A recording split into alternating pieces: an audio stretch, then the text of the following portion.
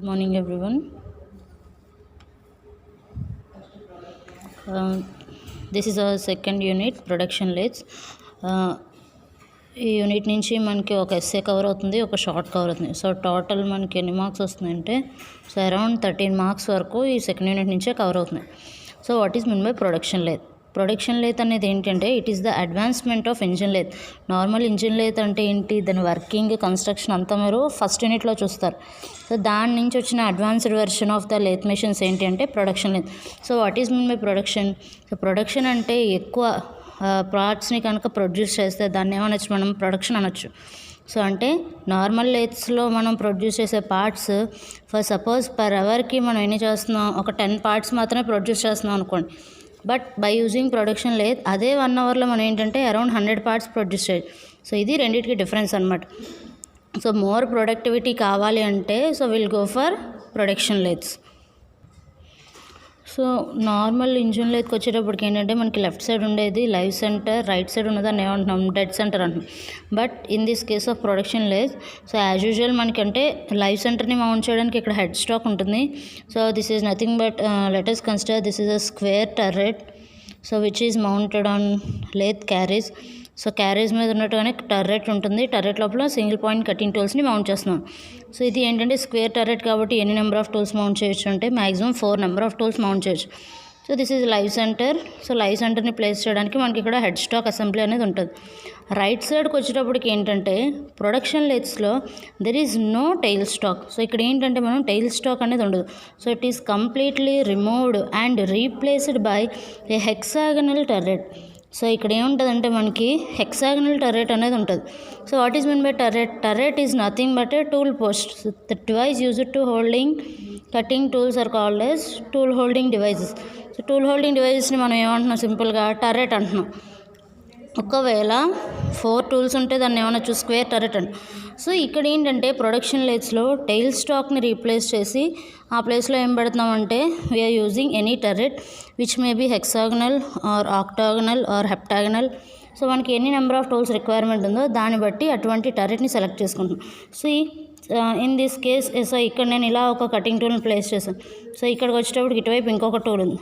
So ఇక్కడ ఆపోజిట్లో ఇంకొక టూల్. సో అలా మనం ఏంటంటే ఎన్ని number of tools, A type of turret తీసుకున్నామో దాన్ని బేస్ చేసుకొని ఇప్పుడు ఇక్కడ ఎన్ని టర్రెట్స్ ఉన్నాయి, హెక్సాక్ టర్రెట్ తీసుకున్నాం 1 2 3 4 5 6. సో టోటల్ ఎన్ని నెంబర్ ఆఫ్ టూల్స్ మౌంట్ చేసాం, 6 టూల్స్ మౌంట్ చేసాం కాబట్టి this is called as hexagonal turret. So ఈ ప్లేస్లో మనం హెక్సాగనల్ టర్రెట్ కానీ ఆక్టాగనల్ టర్రెట్ కానీ తీసుకోవచ్చు. సో ఆక్టాగనల్ టర్రెట్ అంటే సేమ్ ప్లేస్లోనే 8 నెంబర్ ఆఫ్ టూల్స్ అనేవి ఉంటాయి. సో ఇక్కడ ఏంటి అంటే the main difference in between an engine lathe and production lathe is complete replacement of a tile stock with hexagonal turret. So ఈ టర్రెట్ని మనం ప్లేస్ చేసుకున్నాం. సో ప్రొడక్షన్ అంటే మీకు ఏం చెప్పుకున్నాం, more number of parts per hour produce చేస్తే వాటిని production lathes అన్నాం. సో ఇప్పుడు టోటల్ ఇప్పుడు మనం ఇక్కడ స్క్వేర్ టూల్స్ టర్రెట్ యూస్ చేసి 4 టూల్స్ పెట్టచ్చు, హెక్సాగనల్ టర్రెట్ యూస్ చేసి 6 టూల్స్ పెట్టచ్చు. సో టోటల్ ఎన్ని అవుతున్నాయి మనకి 10 నెంబర్ ఆఫ్ టూల్స్ అవుతున్నాయి. బట్ అదే నార్మల్ లేత్ మిషన్ తీసుకుంటే అలా అవ్వదు. ఇక్కడ 4 పెట్టినా కానీ టైల్ స్టాక్లో ఒక టూల్నే అట్ ఏ టైం పెట్టగలం. సో టోటల్ అక్కడ 5 టూల్స్తో జరిగే వర్క్ కంటే 10 టూల్స్తో అట్ ఏ టైం మనం వర్క్ చేయగలుగుతున్నాం కాబట్టి దీన్ని ఏమవుతుంది, ప్రొడక్టివిటీ అనేది పెరుగుతుంది. So this is called as production lathe. So these are the advantages of production lathes. The first one is more productivity. The second one is reduced tool setting time.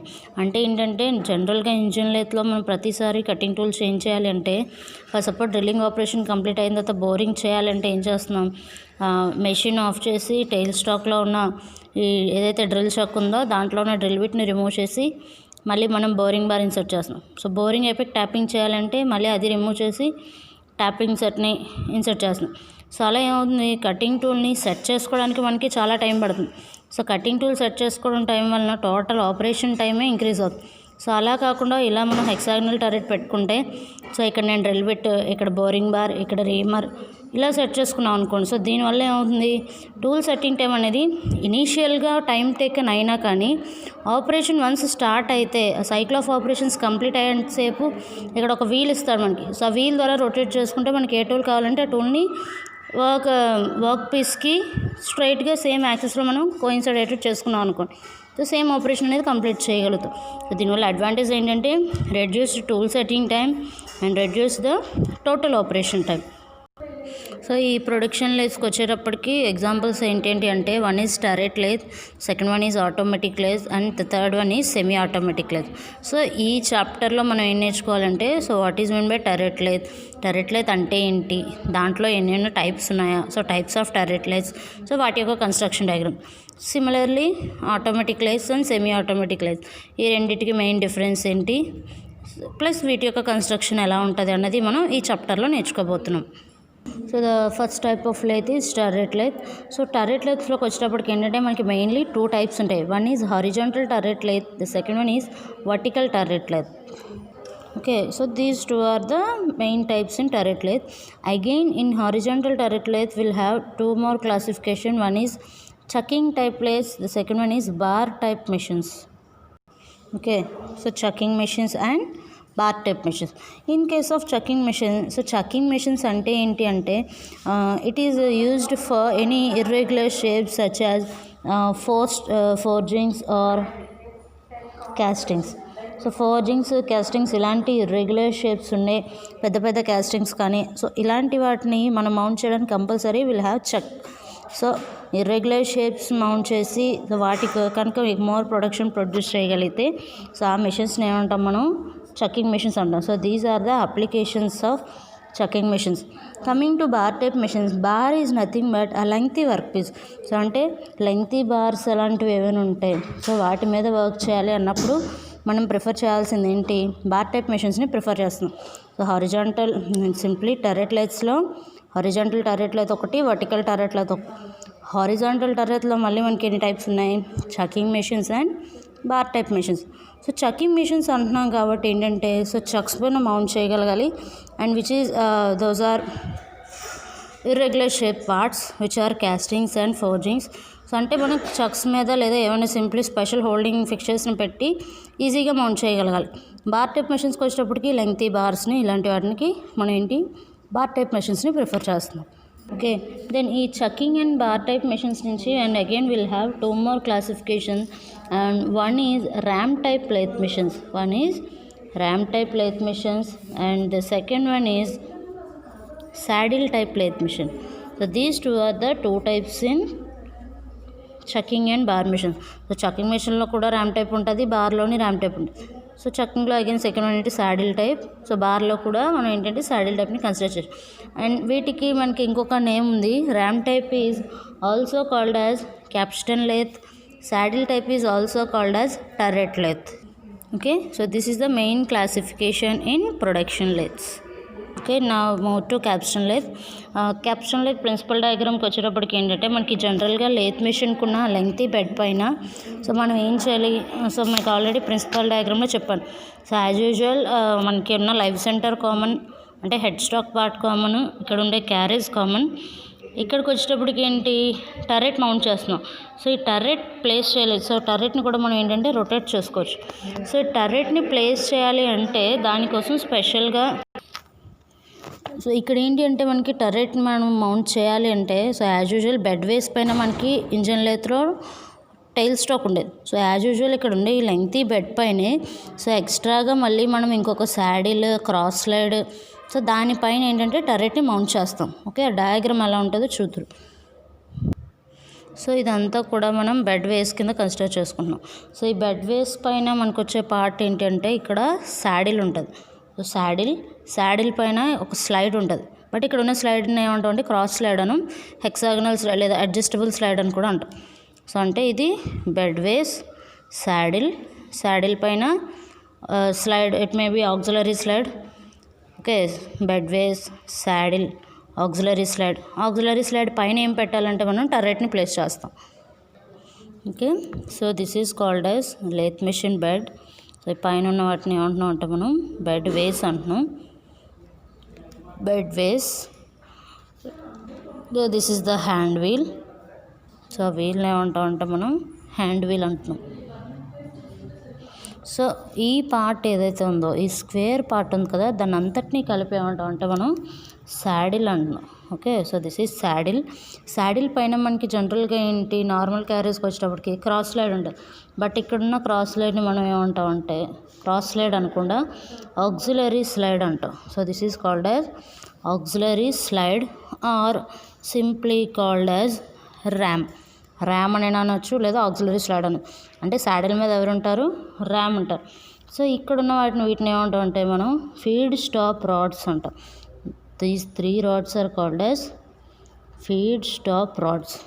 So అంటే మనకి ఏంటంటే ఈ saddle అనేది జనరల్గా RAM అంటే moment ఏంటి, ఇలా లీనియర్గా move అయ్యేదాన్ని ఏమైనా అనొచ్చు మనం అంటే ర్యామ్ అనొచ్చు. సో ఇది ర్యామ్ పైన మనం హెక్సాగనల్ టర్రెట్ మౌంట్ చేస్తున్నాం. సో టర్రెట్కి వచ్చేటప్పటికి ఫ్రంట్కి చూస్తే మనకు ఒక చిన్న స్క్వేర్ బ్లాక్లా కనిపిస్తుంది. Okay. So this is called as turret. So it may be hexagonal turret or octagonal turret ఏదైనా. సో క్యాప్షన్లో ప్రిన్సిపల్ డయాగ్రామ్ మనం ఏం చెప్పుకున్నాం? సో ఈ ప్లేస్లో టర్రెట్ టాప్ వ్యూ చూస్తున్నాం. ఇది అలా కాకుండా ఫ్రంట్ వ్యూ చూడాలి అంటే మనకి ఏంటంటే టర్రెట్ ఇలా హెక్సాగన్ షేప్ కనిపించదు. సో ఇలా టర్రెట్.